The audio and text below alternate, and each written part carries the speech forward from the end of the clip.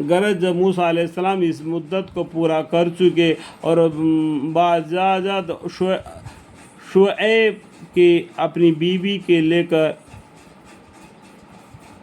शुएब के इजाज़त शुएब अलैहिस्सलाम की बेटी थी, इसका मतलब समझ में आया।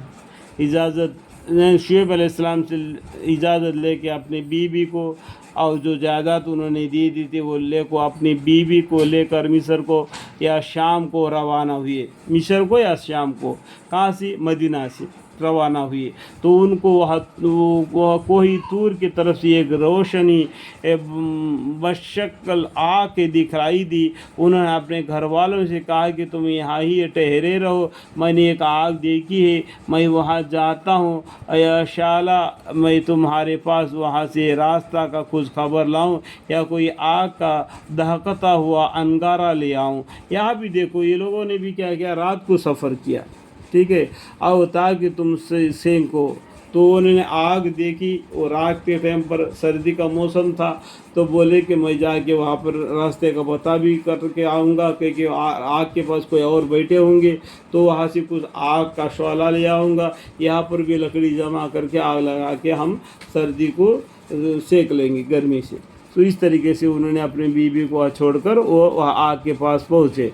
तो जब वो उस आग के पास पहुँचे तो उनके उसके मैदान की दहिनी जानब से, जो कि मूसा अलैहिस्सलाम की दहिनी जानब था, इस मुबारक मकाम में एक दरख्त में से आवाज़ आई कि ऐ मूसा अलैहिस्सलाम, मैं अल्लाह रब्बुल आलमीन हूँ। अल्लाह ताला ने बोले इन्नी अनल्लाहु रब्बुल आलमीन। और ये भी आवाज़ आई कि तो अपना आसा डाल दो। जो उन्होंने जब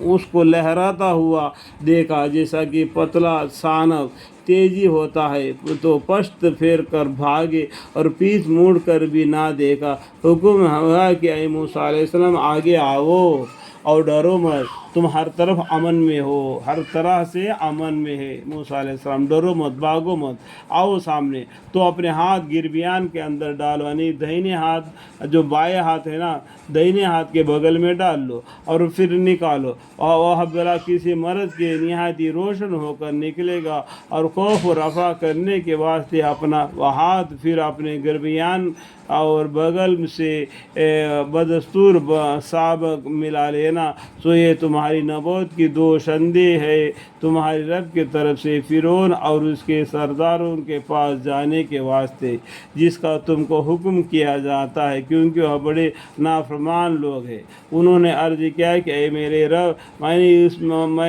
मैंने उनमें से एक आदमी का खून कर दिया था, सो मुझको अंदेशा है कि कहीं अव्वल ही दहल में वह लोग मुझको कत्ल कर दे।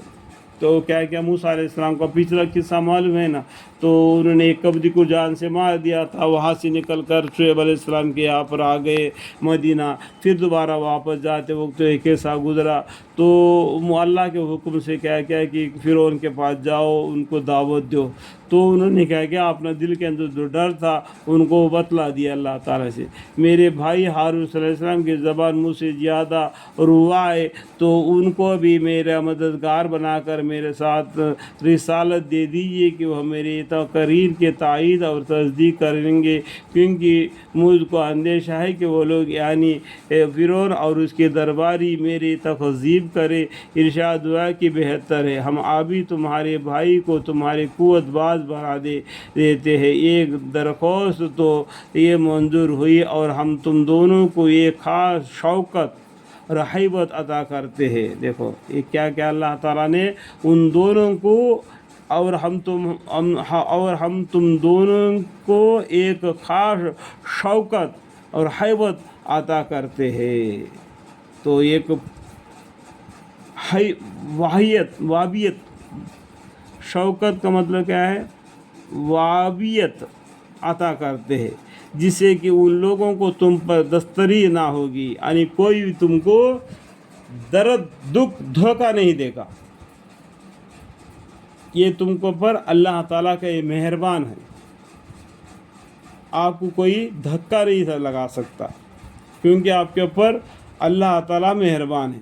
بس ہمارا معجزے لے کر جاؤ تم دونوں، اور جو تمہاری پیروا ہوگا ان لوگوں پر غالب رہو گے۔ گر جب ان لوگوں نے موسیٰ علیہ السلام ہمارے سریہ دلیل لے کر آئے تو ان لوگوں نے معجزہ دیکھ کر کہا کہ یہ تو محض ایک جادو ہے، خواہ مخواہ خدا تعالیٰ پر افطرا کیا کرتا ہے۔ اس طریقے سے کیا ان لوگوں نے وہ معجزات کو ٹھکرا کر موسیٰ علیہ السلام کو جادوگر کہا دیا۔ اللہم اغفر، اللہم اغفر۔